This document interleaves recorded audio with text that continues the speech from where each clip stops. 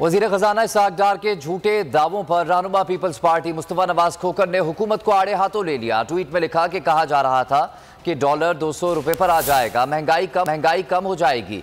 ये कह रहे थे कि IMF को सीधा कर देंगे। IMF ने मजीद टैक्स लगाने तक अगली किस्त देने से ही इनकार कर दिया। दोस्त ममालिक भी इस सूरत हाल पर परेशान हैं।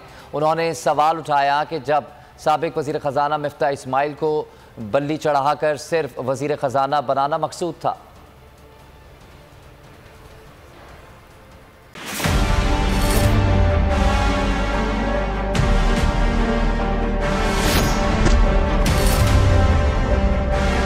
हमारा एक कारोबार नहीं है भाई, हम हकीकी सहाफत कर रहे हैं, ये फर्क है। हमारा ये कारोबार है, हम अपना कारोबारी नुकसान में नहीं करूंगा। अभी फॉरगेट अबाउट जर्नलिज्म।